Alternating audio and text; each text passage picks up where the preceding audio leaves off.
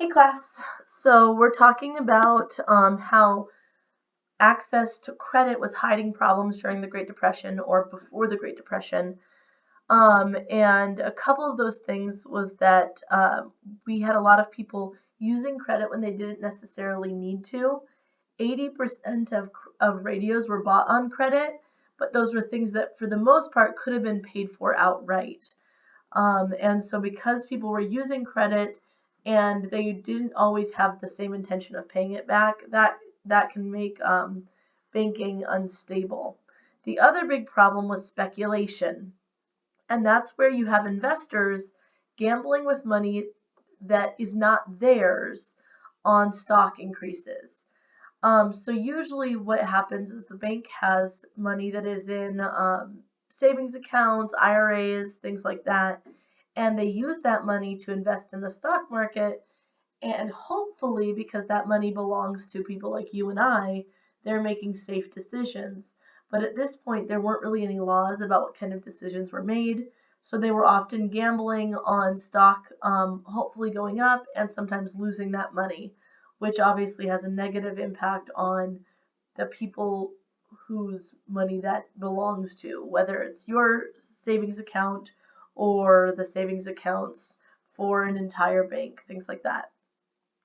Another thing that you need to learn for the test is buying on margin. That term means that you could buy a stock, like a piece of stock, for a percentage of the total cost, and that if it increases in value, then it would pay off the balance. So on this next slide, I actually put kind of a little bit of a math problem for you.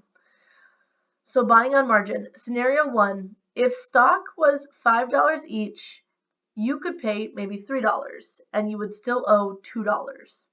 However, if the price of the stock value increases to $7, the extra $2 would pay off the balance that you owe, and now you have $7 stock for $3.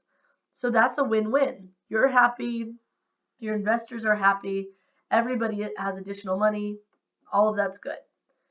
But it would only work out if the stock value increases. If it decreases, then you end up owing more money.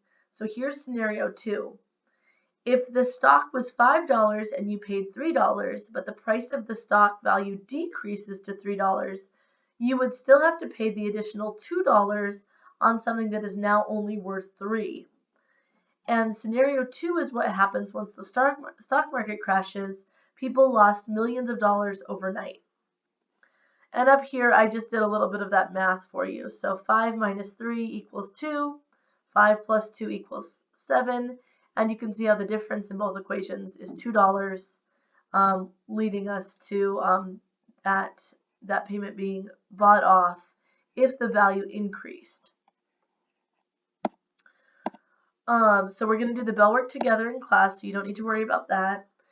And then crash. So on September 3rd, 1929, the stock market started to fall. For the first time in about 9 years, the stock market had been steadily increasing. On October 23rd, 1929, Dow Jones average fell 21 points in 1 hour. That is a highly volatile place to be, and it caused a lot of fear in the speculators and in the investors. Then this day, Black Thursday, is the very next day, the 24th. Investors started to sell their stock because it was going down in value. Here's an example. On the 24th, General Electric, or GE stock, sold for $230 when it was worth just $400 the day before. So you can see that the stock prices were plummeting by half in just one day. And then the day that you really have to remember, this is the worst day, this is when everything went bad, it's Black Tuesday. That happens on October 29th, 1929. So that should help you remember it because it happens on the 29th in the year 1929. 16 million shares were sold at a fraction of what they were worth just days earlier, and billions of dollars were lost in a single day. And a lot of that had to do with people who were buying on margin, expecting the price of the stock to increase. And when it fell, they owed extra money, but they didn't have that money to pay it off. and that's what leads to the stock market crashing. People actually committed suicide when the stock market crashed. Investors saw the money, basically disappearing before their eyes, and some people jumped out of top stories. I mean, it really was something that no one had ever expected to be as bad as it was, and this is only the beginning. Things will actually get worse.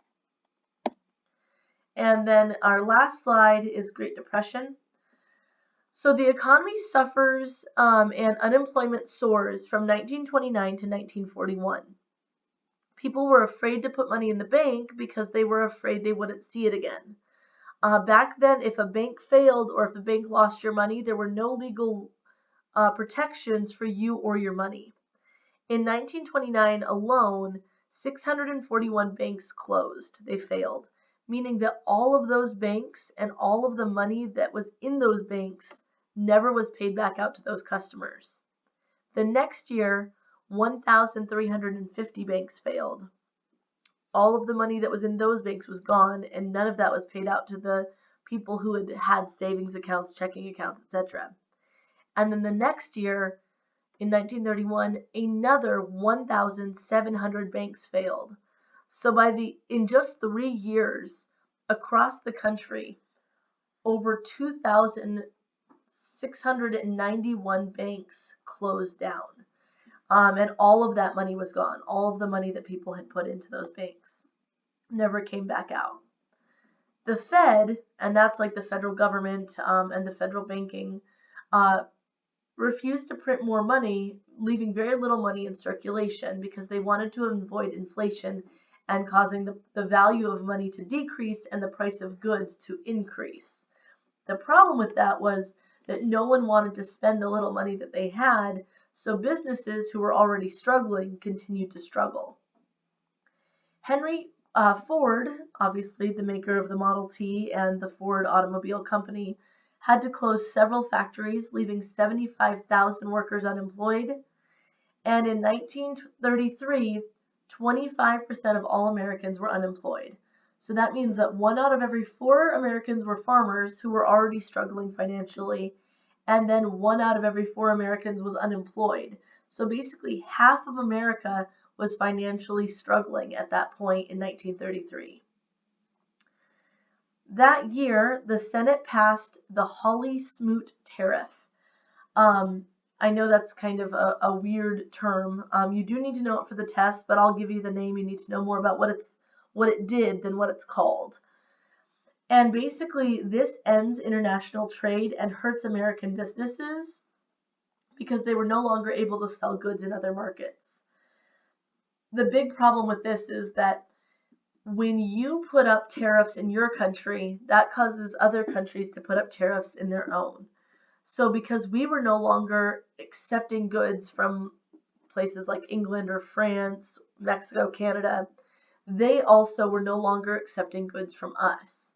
So this basically puts up little walls around everybody's countries, and it causes what could have been a Great Depression more central to the United States to be a Great Depression almost worldwide, especially because places like Germany, France, England were still reeling from World War I and were still trying to recover. This causes the entire world to go into a Great Depression, more or less.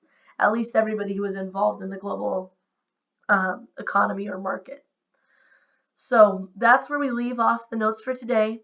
Please make sure you listen to all of this, go through, take notes of anything that was important, and then tomorrow we'll do bell work and we'll get started on some of the individual impacts for people. Have a good day, and I'll talk to you later.